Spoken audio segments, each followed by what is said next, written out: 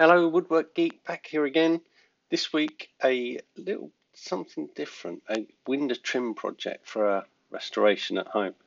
So, as you can see, the outside walls there have got insulation. I've got an old house that's got solid brick walls, so this is an attempt to keep a little bit more heat inside the house. So I dot and dabbed the plasterboard to the walls, and here you can see I've cut out the opening, and I'm just tidying up all of those edges ready to measure and get some trims made to cover up the reveal, so it's got a nice neat finish. I've chosen oak for this project, and here you can see I'm just resawing the oak to get kind of 10mm thick planks that I'll then sand, machine down, and then make the trim pieces out of. But I wanted to be a little bit smart with these ones, so what I've tried to do, or what I've succeeded in doing, is wrapping the grain around the corner, as well as book matching from one side of the window reveal to the other side of the reveal, so all of the grain pattern follows and mirrors across each side of the window. So quite a fun project. Did it in pretty much a weekend, so made up all these pieces on the Saturday, and then on the Sunday kind of oiled them, and then to be fair, I did fit them one day in the week, but all the making and oiling was done over a weekend. The key is always to get decent lumber before you start. So here I'm machining down the oak, and you can see the book matches there where the pattern is just kind of reflected. The edges here were not flat, so I used the planer to just trim up those kind of two edges so that I could then get decent kind of cut on the bandsaw, which is what I'm doing here. So this is where I cut the small piece to create like an L-shaped trim. So there's a small piece that goes on the face of the wall, and then there's the wider part that then goes into the window reveal. And here you can see me just marking all the pieces so I know which piece goes with which in the glue up. So I did have to clean up the sawed edges from the bandsaw. So here I'm doing the wide planks, just running them through the thicknesser, and then I do the same with the thinner planks, and then glue them up. Here's the thinner ones there. I'm just making sure everything is going the best way it can. And you can see that's the end profile there, and I think it's 15-20mm on the edge profile, and then it's 100mm that goes back into the room, and it gives me plenty of space to cover up that kind of trim, or cover up the insulation so you don't see that joint. In order to keep the drafts out, each side of the insulation was spray foamed, so that I got an airtight seal between the insulation and the window reveal to stop any drafts, because that was the whole purpose of this project, to insulate the room and make it warmer. Here you can see the glue ups, so I'm just removing the clamps. You can't have too many clamps, as the adage says. And then after removing the clamps, I give them a quick little sand, so tidy them all up.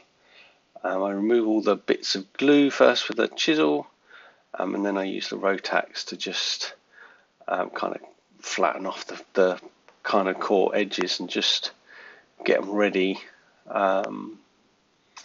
for trimming. So at this point you can see they've all got really square faces, and that wasn't the look for me. What I wanted is when the trims are in place, they look soft and kind of gentle. So after I'd finished sanding everything down, I decided to put a round over on the corners. So I did the outer edge, the middle corner, and the outer edge on the reveal.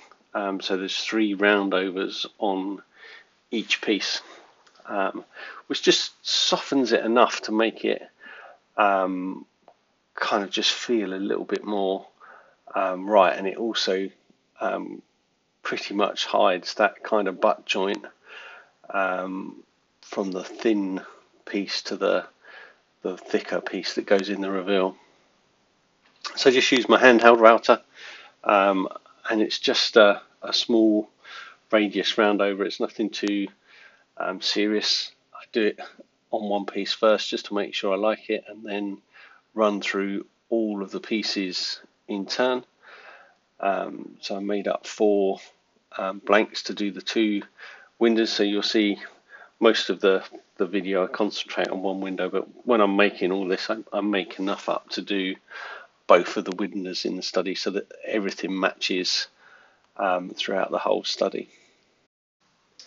Once I've finished rounding the edges over, I then use a piece of sandpaper and my orbital sander again, or Rotax sander, just to kind of tidy up any imperfections from the router. Thankfully there weren't many burn kind of marks where I was too slow with the router. It kind of snapped through this stuff quite quickly. Once all the sanding was done, it was then trimming down to size and just making sure that everything kind of worked as expected. So you can see there the book match between the two sides, and I'm just measuring out the cuts needed to put it into the reveals. And you have to be quite careful in terms of orientating the 45s to make sure that everything is cut in the right direction, because it's quite easy to get confused because it's almost like reverse miters, because you've got the L shape to cater for. So measure twice, cut once, as always. And I must confess I did make a couple of mistakes on this. I was quite glad to have a little bit left over so that I could remedy those mistakes. Everything's cut on the miter saw, and when I made these cuts, I actually dropped the top down a few millimeters so that it wasn't too tight a fit. So I had a little bit of wriggle room in fitting, and here you can see me just doing a dry fit, and the top there was just a fraction too long, so I come back and trimmed it down again just to get it to the right size. After all of the pieces were cut and fit and dry fitted, I then oiled the pieces and pre-finished them before kind of sticking them in place. I used my favourite Osmos top oil. I kind of use it for just about all my oak projects, to be honest. It's just such a good tool, and if you need to ever good oil, and if you need to do any patch repairs or additional coats, there's no sanding or anything between it. You just put it on top and away you go. So there you can see I'm kind of more than happy with that dry fit, and the knots are matching side to side if you were careful noticing. And here I just then start doing the next window. So if you've made it to this point, hopefully you've enjoyed the video. If you do like these videos, then give me a thumbs up, a like, a subscribe, and if not, then tell me what I'm doing wrong. Tell me how I can make them better. Tell me something you would like me to make, and I'll see if I can factor it in. I'm always open to suggestions. Here you can see me osmoing. I do both inside and outside just so that there's a constant kind of edge on both surfaces, so it doesn't promote cupping or anything like that. and just to give it a bit more protection. And I just love the way that Osmos satin clear brings out the grain pattern in the wood. It's just something else. And if you were watching carefully, you would have seen me drop the camera as I pushed it off the table with the piece of wood as I was oiling. There's not much left now to this video. All I've got to do is glue it up, and for the glue up I use a no nails type product.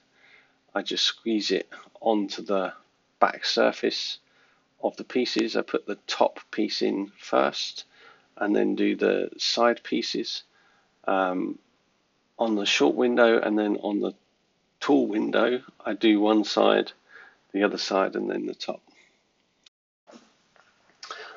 As all things, take your time, dry fit, double check, triple check, everything fits perfectly before putting the glue on. When you put the glue on for these, I just made sure there was plenty to get good contact area between the trim piece and the wall, so that there was no way that they could kind of come off.